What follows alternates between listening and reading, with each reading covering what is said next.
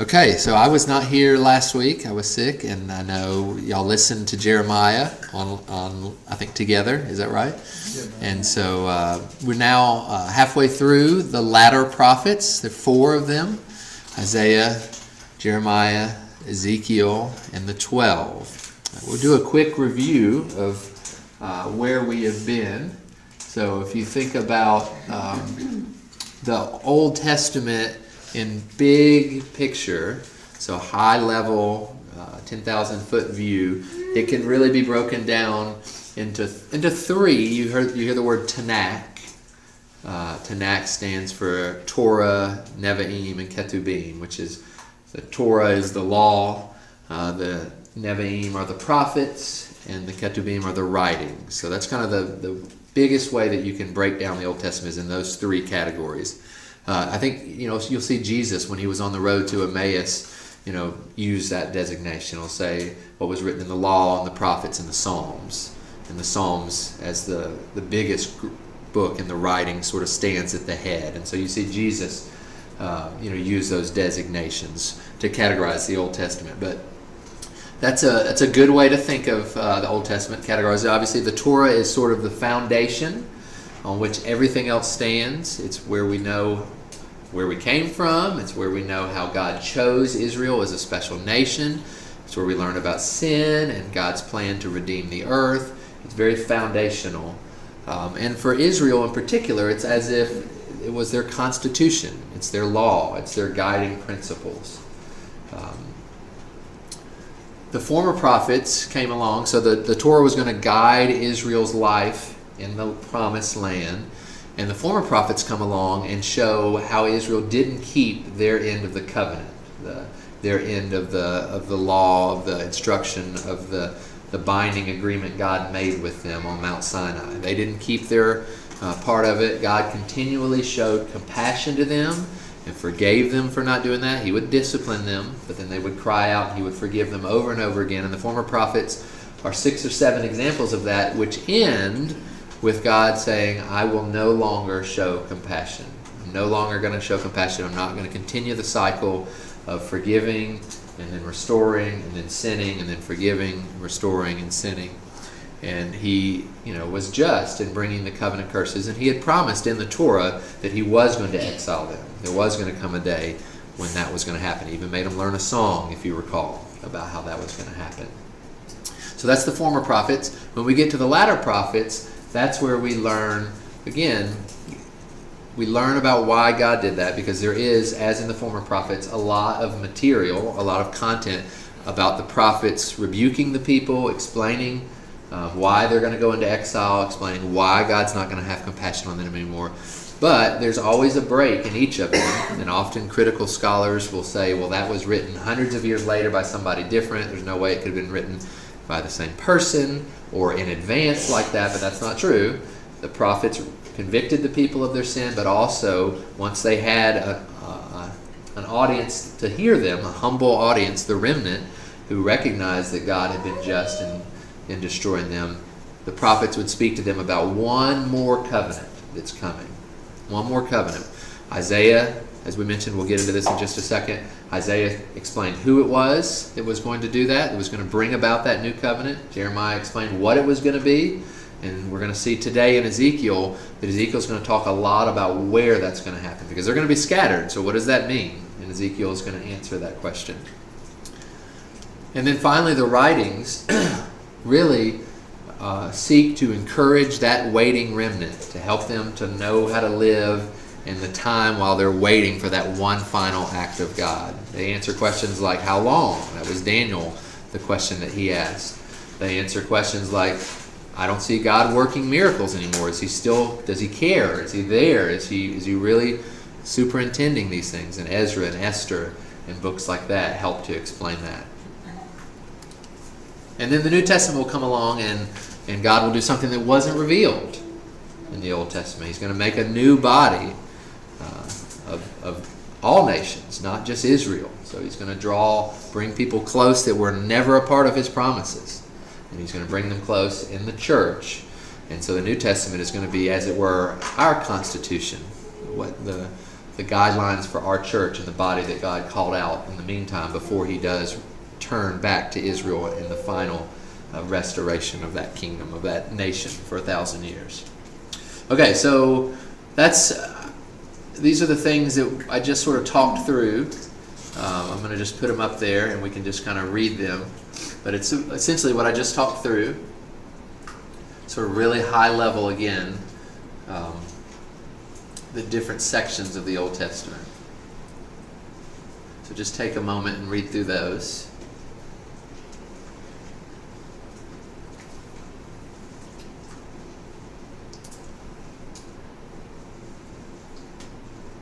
And then last, we'll go ahead and zoom in one more time and just talk about what we learned in Isaiah and Jeremiah. So Isaiah, God is holy. God is going to judge the people for their wickedness.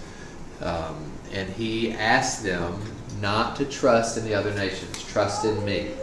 Ultimately, trust in me. And we found that both Ahaz failed to do that, but so did Hezekiah. And so Isaiah prophesies of a future king that will come that won't fail like Ahaz or Hezekiah. God is going to send servants of his.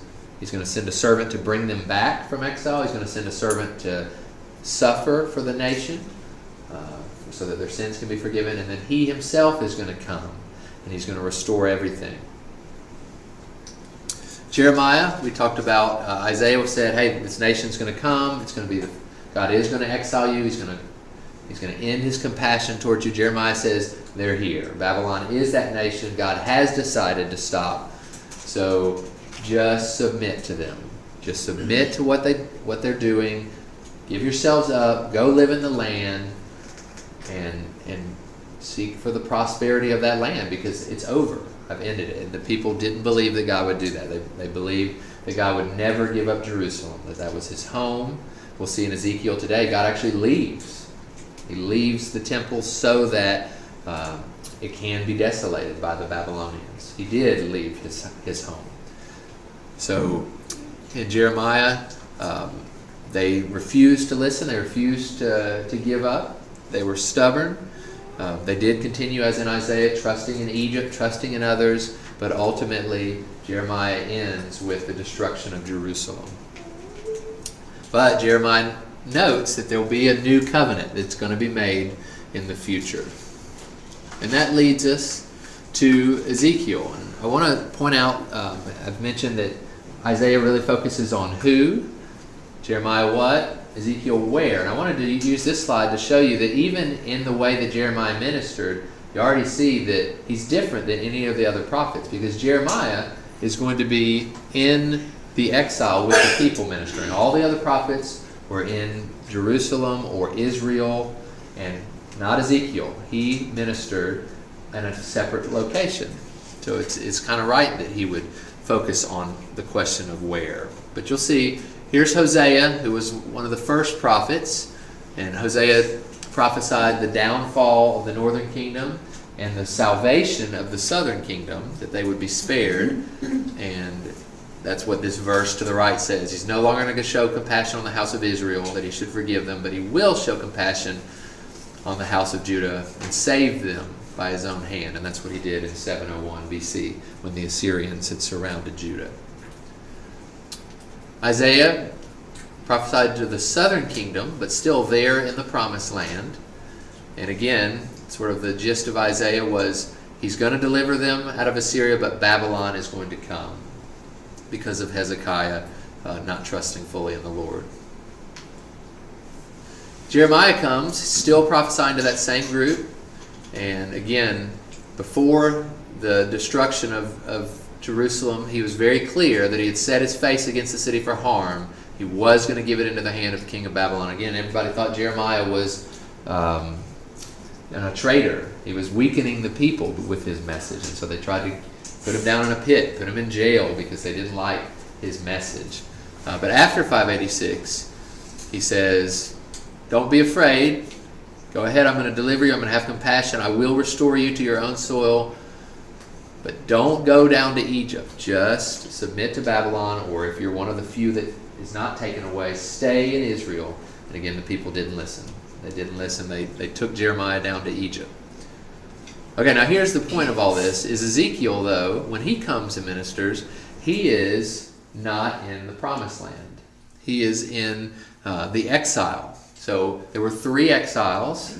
There were 3 stages to the exile. In 605, Babylon first came and they brought Daniel away. And then about 8 years later, in about 597, 598, they came again. And that's when they took Ezekiel and a large number of people away. And then about 11 years later, they came and destroyed Jerusalem in 586 and wiped out the entire area, leaving only just the poorest of the Judite kingdom. Ezekiel was taken in 597 in that second deportation that I have up there, and he ministered to the exiles in Babylon. So he was not in Israel. He was ministering to the exiles in Babylon. Now, the key point that we're going to see is the question of Ezekiel is, where is God? Where is his presence? Because again, there was a belief that God was in Israel and therefore there was not going to be a destruction. Everybody said, Ezekiel, he's just prophesying of things way in the future. None of this is going to happen. God is going to protect the city. And Ezekiel was writing from there saying, no, that's not the case. And in reality, if y'all remember how Ezekiel starts, the very beginning of his call, he sees that vision of the chariot with the 4 living creatures and God on the top of the chariot. And he sees that vision of God in Babylon. And that's how the book starts, is God is not going to be in Israel anymore. He's not going to be in Jerusalem. He's going to leave it. And that is the point of Ezekiel. And you'll see, I think this is a very key verse here, is that even though he's going to cast them off far among the Gentiles and scatter them among the countries, yet God himself will be a little sanctuary for them in the countries where they have gone. So God, according to the Israelite thought, which was right, God dwelt in the sanctuary in Israel. And again, they just felt that there's no way that we can be destroyed. But God says through Ezekiel, no, I'm going to send y'all to exile, and I'm going to go with you. And I'm going to be a sanctuary where you go. I'm going to come with you into exile, as it were. And we'll see God doing that. I will gather you from the peoples, assemble you from the countries where you have scattered, and I will give you the land of Israel. So Ezekiel is going to talk a lot about where the nation is going to be and where God is going to be in respect to that nation. And his message is, I'm going to go with you into exile, but after a while, I'm going to come back and I'm going to be with you in the promised land. So that's his message, okay? Ezekiel's message, Babylon will succeed, Israel will be exiled, and I will go with you into exile. And in the future, so once he's able to convince them of that, and in Ezekiel 33, a messenger comes and says, sure enough, the city has been destroyed, Jerusalem has fallen. And that's right when Ezekiel's message changes and he begins to say, now that message is clear enough, here's what's going to happen. I'm going to bring you back into the land. In fact, there's going to be a new temple, and I'm going to live with you in the new temple in the land. And he begins to give promises of hope in the future. So God will restore them in the land, and he will dwell with them again in the land. That's Ezekiel's message. Okay, and then how does he give that message? I mentioned the call of Ezekiel, where it's very important. He's on the river. He's in Babylon. He's on the sort of a irrigation canal there in Babylon, and that's where he sees God's glory. He sees it there in Babylon. He's not transported. He's seeing God's glory there with him and with the exiles in Babylon. After that, he's going to begin, he gets his message from God to go forward, to share. There's going to be judgment. You need to go tell the people that. So there's a number of messages. He lays on his side for over a year. He takes a brick and inscribes on it Jerusalem, and he sets up a siege against it. He does all kinds of ways to try to help people to understand that Israel is going to be destroyed and taken away into captivity. And ultimately in that section, he is transported by vision back to the temple. And Ezekiel sees the abominations that people are committing in the temple, and he sees particularly, again, the same glory that he saw before. He sees God and the cherubim, and he sees God leave the temple and go up to the Mount of Olives and then mark all the people in the city for destruction, and for those that are going to be spared, the remnant he marks, and then God leaves the city and goes out again into exile. So Ezekiel shows God's abandonment of the city and how they're going to be judged. He has judgment against the nations, as did Isaiah and as did Jeremiah. And then again, ultimately in 33 is when the messenger comes and says, Israel's fallen, and that's when Ezekiel begins to talk about the future restoration of the land and the restoration of the temple. Now, do you think the people had submitted to the Babylonians when they were told to, that the Babylonians wouldn't have destroyed Jerusalem? I don't think they would have, yeah. So ultimately, you don't think they would have? I don't think they would have, yeah. Zedekiah ultimately, through a league with Edom and Ammon and Syria and Egypt, they rebelled against, and they were doing it constantly. They would rebel, and he would send a delegation of people to come deal with them, and ultimately he decided, I just keep having these people kind of rebel and not listen to me. I'm going to go make an end to them ultimately. Mm-hmm. And so I think they would have just been a vassal state. Mm-hmm. But again, Israel was, it's amazing. In Jeremiah, they asked Jeremiah, I don't remember what the question was. They go to him and they say, seek the Lord for us. And Jeremiah says, well, I don't want to do that because you're not going to listen when I come and answer. And he says, no, we will. And he gives an answer and he says, you're not to go down to Egypt, you're to stay here. And they said, well, we're going anyway. And they said, whenever we would make sacrifices to the Queen of Heaven, things were good. And whenever we listen to you, things are bad. And ultimately the people were just hardened, and they'd gotten to a point where good was evil and evil was good, and they could not they couldn't fathom that what Jeremiah was saying could be right. And I think that's what happened with Zedekiah. They had just completely lost touch of what it meant to trust in the Lord, like Hezekiah. They lost that, and ultimately they weren't going to listen. And so I think that if they would have, they wouldn't have experienced the same level of defeat that they did. That's interesting. When he receives the vision and he's taken back to the temple and he sees the atrocities committed in the temple, is that real time in the sense of it being between 597 and the second temple? So in the same way that Jeremiah was in Jerusalem and he'd write a letter to the exiles, and he would send a letter and say, hey, unpack your bags. And, don't think, because everybody that was already in exile were thinking, we're coming back. These things are going to change. We're going to go back. And Jeremiah wrote to them and said, unpack your bags. You're going to stay there for at least 70 years. And in the same way, Ezekiel was in exile, and he was actually writing in some of his messages to the people back in Jerusalem. And so some of his actual, he was 5 years, turned 30, and that's where the very beginning of the book, it says in the 30th year, people aren't sure what it means, 30th year of what. People believe that it's his 30th year when he would have become a priest if he were still in Jerusalem. It was in the 5th year of Jehoiachin that he began his call and began his prophecies. So it was in 593, which was a good 7 years before the destruction, that he was transported back and he began to see all the atrocities.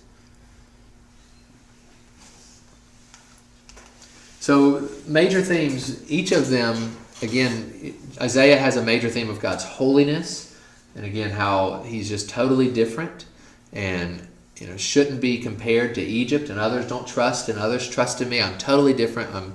I'm totally separate from my creation, and I can save you and deliver you. In fact, I know the future. I've declared the future. Jeremiah really focused on God's sovereignty and his ability to pluck up nations and tear down nations and do what he will in the world. Ezekiel focuses primarily on God's glory.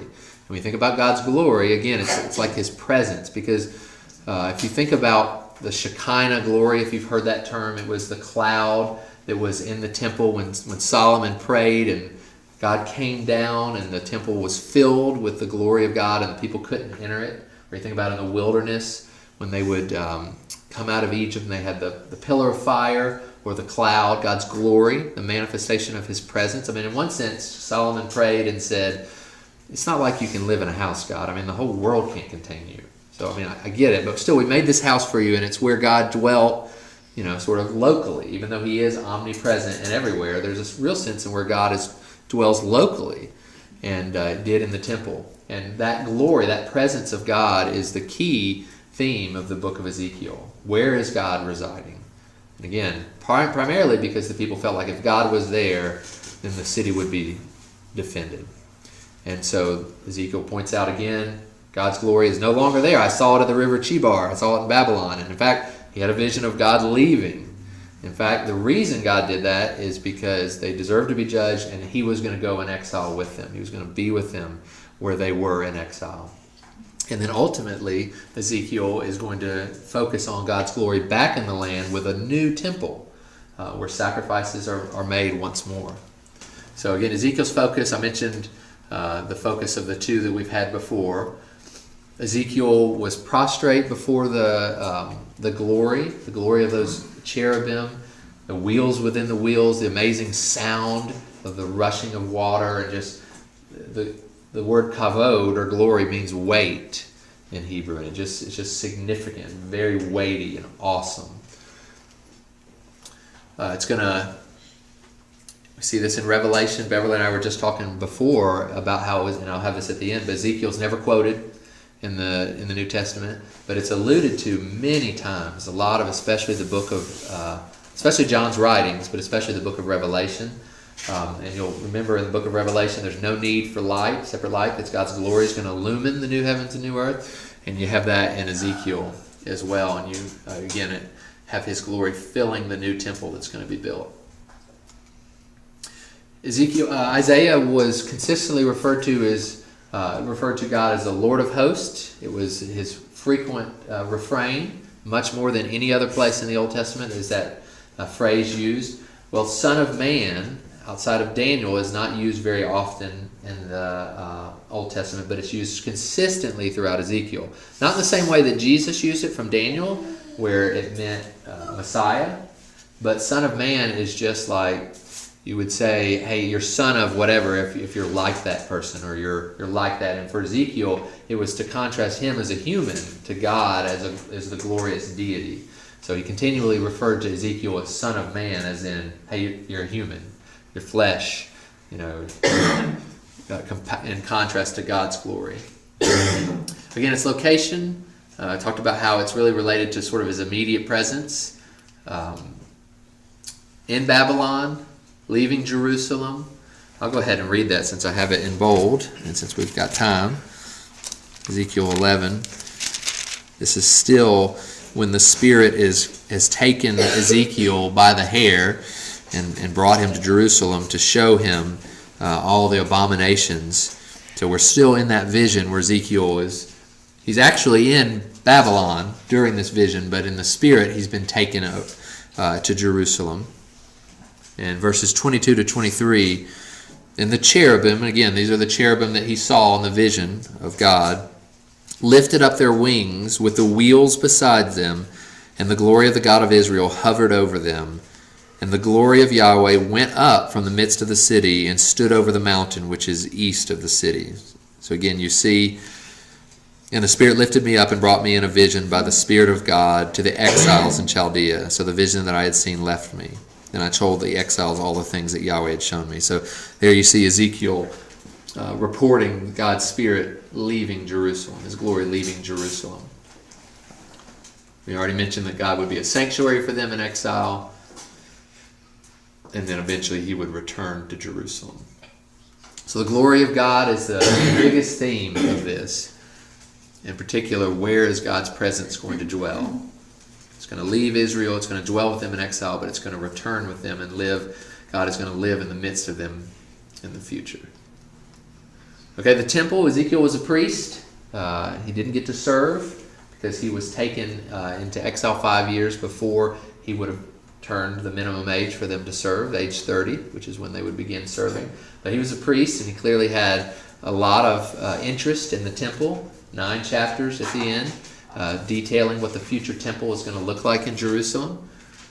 He focused on Israel's desecration of it, God leaving it, the exiles in need of a sanctuary where they were, and then again the future restoration of it. There was a temple that was rebuilt when Israel came out of captivity. It doesn't match what Ezekiel describes in his vision. So, in fact, this temple is amazing in terms of its breadth and size when it's compared to Solomon's temple. But you'll recall that when the exiles came back, they actually wept when they finished the foundation of the temple because it was so inglorious compared to what the older generation remembered from Solomon's glorious temple. And it was. Herod put a ton of work into it. It ended up being a massive temple, a beautiful temple, but still nothing compared to what this is going to be like in the future when it's restored in the millennial kingdom and Jesus is in the midst of it. Just mention that in Exodus, the temple is the focus after the covenant is made, after the old covenant is made with Israel, immediately goes into the details of making a place for God to dwell among them and all the rules related to that. And it's similar here in Ezekiel where, after the destruction of Israel, he begins to prophesy the hope that's to come. He doesn't refer to it as the new covenant, but it's just like Jeremiah and what he describes. So ultimately Ezekiel is saying there's going to be this new covenant that's going to be made with you in the land. I'm going to resurrect and reunite Judah and Israel. And then just like in Exodus, he goes into, and for me to dwell among you, here's what the place where I'm going to dwell. Here's what my house is going to be like. The knowledge of God, consistently throughout Ezekiel as you read, God says he's going to do what he's going to do so that they will know that he is Yahweh. He's going to judge them so that they know. He's going to judge the nations so that they know who he is. He's going to restore them, not because they deserve it, because he wants them to know who he is. And so that's a very consistent refrain for the nations and Israel to know who God is, and after they see what he does.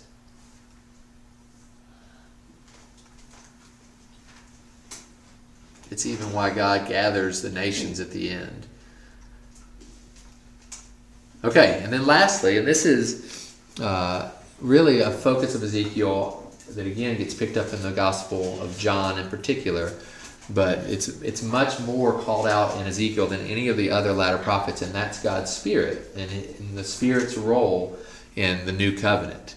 So not only is the Spirit moving the glory of Yahweh in his vision at the very beginning, not only is the Spirit who picks up Ezekiel and moves him in vision, but the Spirit is going to be an essential part of the new covenant. So Jeremiah referred to it as writing his laws on Israel's heart. Ezekiel calls out that it's going to be God's Spirit that enables him to do that, and consistently makes a big point of the Spirit being God's means, God, the person who comes and fills the remnant believers in the future. Okay, so purpose of Ezekiel is to convince dispersed Israel that God would exile Israel and allow Babylon to destroy Jerusalem, but God would also be present with them during their exile and one day live among them again in the midst of the promised land.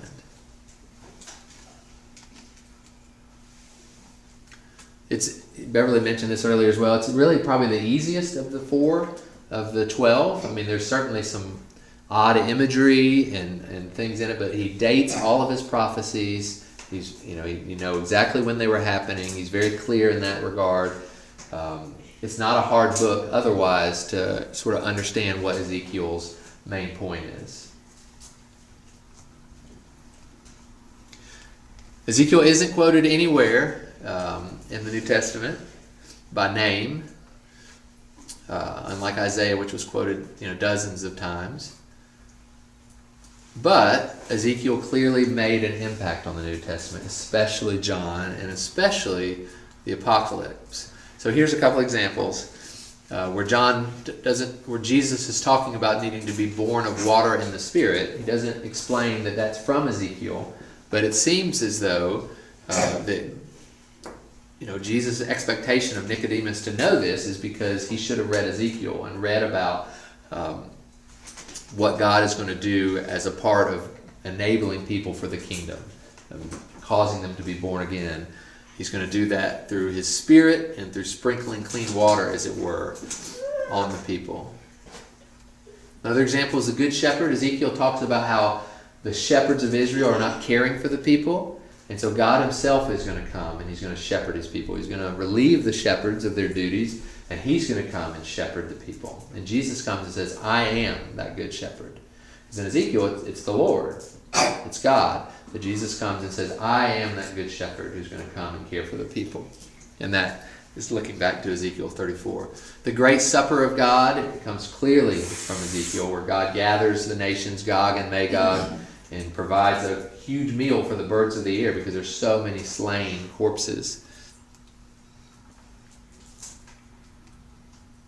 And then in the description of the new heavens and the new earth, there's many allusions to Ezekiel. I already mentioned how the God's glory illumining the world and not having need of celestial bodies. That comes from Ezekiel. There's another good one in Revelation 7, when God commands them to mark out certain individuals that will be spared the wrath of God or that will endure.